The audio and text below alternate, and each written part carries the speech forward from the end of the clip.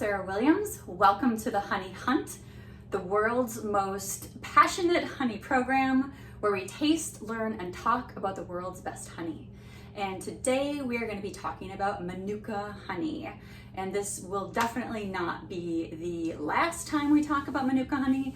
I am predicting many episodes about Manuka honey and trying all different kinds of it. Today I've got two different brands of Manuka honey to talk about and some facts to share with you. And so without further ado, here come the facts. All right, so Manuka honey is from New Zealand and some parts of Australia. It has to go through strict criteria to be labeled as Manuka honey and have a unique Manuka factor or a methylglyoxal, MGO, methylglyoxal factor on it. So that is how reactive the honey is, how much of that substance it has in it increases the antibacterial properties, increases the ways or the antibacterial uses for it. From what I can gather, the lower factors are good for sore throats and digestive issues and that sort of thing.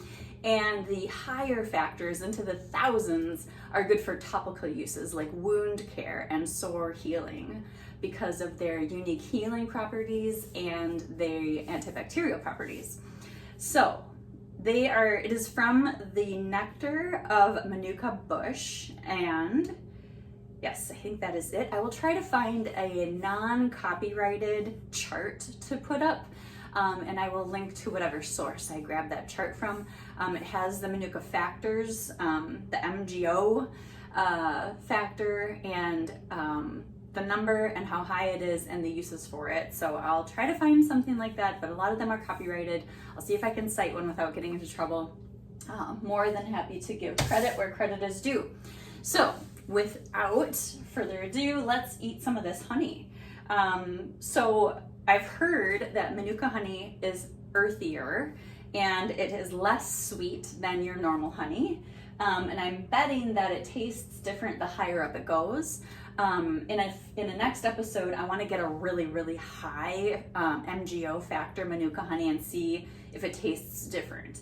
I've seen one in a store nearby that had 800.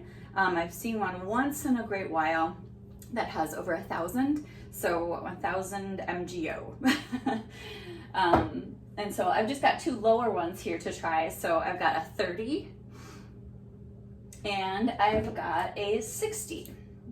So there's that. So I've got this Baringa Manuka honey, Australian Manuka honey. These are both from Australia, and I was expecting them to be from New Zealand, but they're from Australia. So there's that. Feel free to get into an argument in the comments. That would be great.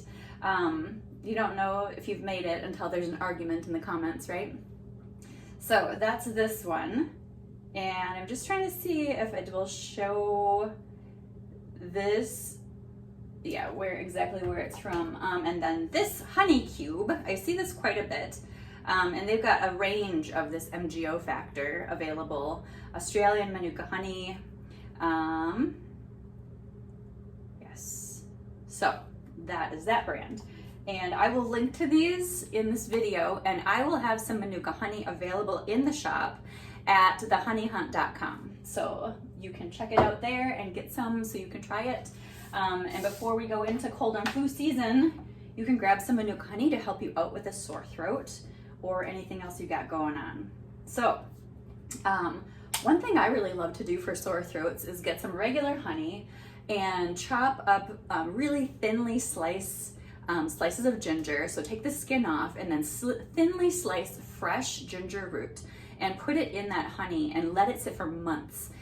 So I'll do that in the spring, and then by the time fall comes and the sore throats and the coughs and everything are gonna be starting, that's sitting on my windowsill in the sun, and it's kind of been just doing its thing there. So then you just take out a piece of ginger and chew it, and it will stop your cough for a short time. So there is that, and I find it delicious as well. So here we go. All right, the top of this looks like Ooh, that's a strong smell of honey. The top of this looks like it's very waxy, like it had some, maybe they heated it up slightly to put it in the jars, and then it had some foamy stuff on the top. So let's get down into the honey further. And it is just a little crystallization that's happening on the top. This honey is fairly crystallized, and that's okay. Especially with Manuka honey, you wouldn't want to heat it very hot in order to re-liquefy it. So I would heat it really, really low, like maybe in a small pan of water.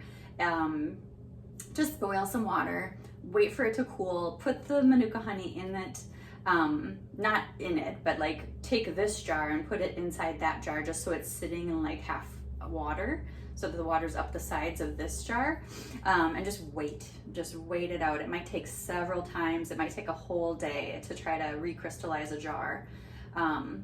So yeah, just go real slow and keep that heat real low. You don't want to take away from any of the goodness that's already in the honey.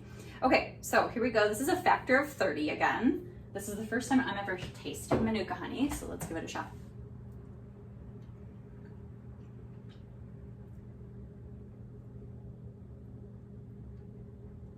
Not as sweet, but it's got that warm honey kind of texture and flavor.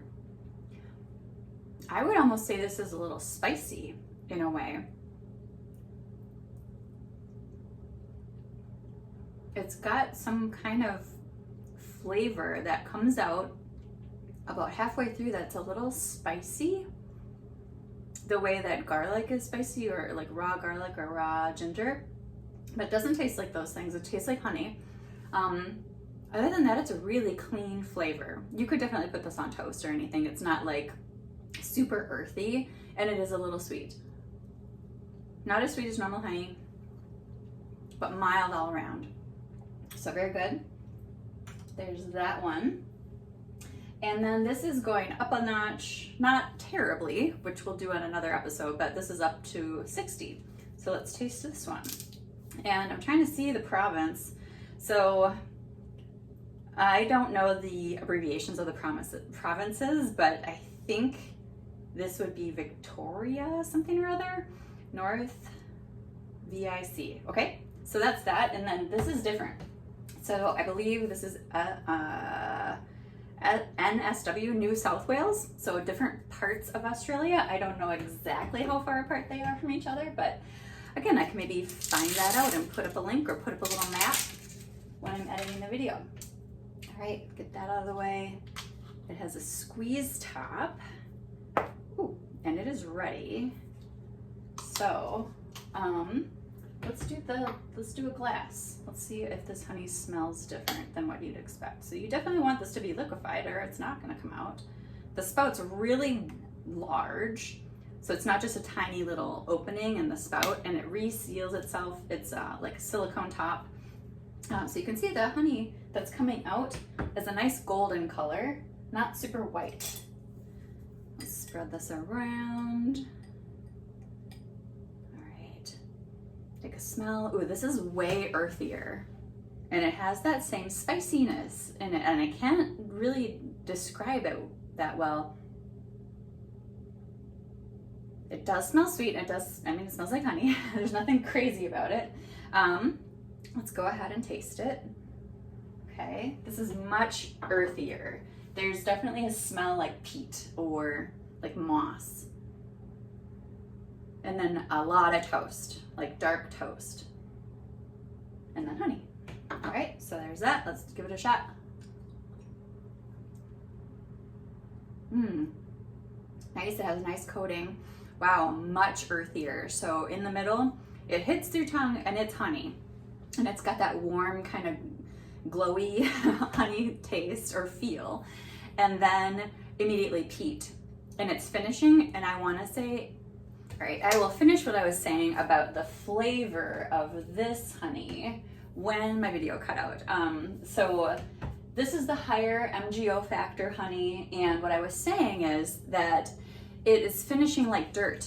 And what I went on to say is that it doesn't actually taste like dirt, but the taste and the smell of the honey with the sweetness also tasted like the smell of like when you're working in the garden and when you're working in dirt and you kind of smell that earthy smell, there's a strong taste of that toward the end. It's still sweet. It doesn't actually taste like dirt. It just has this tone that reminds me of dirt as it's finishing. So I'm curious to see if that gets stronger the higher up the MGO factor is, and we will find out at a different time. The unique Manuka factor, which I believe is the percentage of pure Manuka honey that is in each one. So it is trying to be a single source of honey, but again, like the bees can bring back different kinds of nectars. Typically they stick to one flower when they go out and come back, but in your hive, there isn't really a way to know if you've got 100% pure one single source. It's just the majority single source flower, single source nectar. So unique Manuka factor would be that the percentage of Manuka honey that's in the honey. And then methyl-glyoxyl is the healing qualities and the antibacterial qualities, and the higher the MGO, the more it's for like topical and wound care and that sort of thing, and then lowers for internal like digestion and sore throats. And then unique Manuka factor is the higher it is, the more pure Manuka honey is in it. The lower that unique Manuka factor is, the more other honeys may be present in the Manuka honey itself. So thank you for being here and trying some Manuka honey with me today. That is it.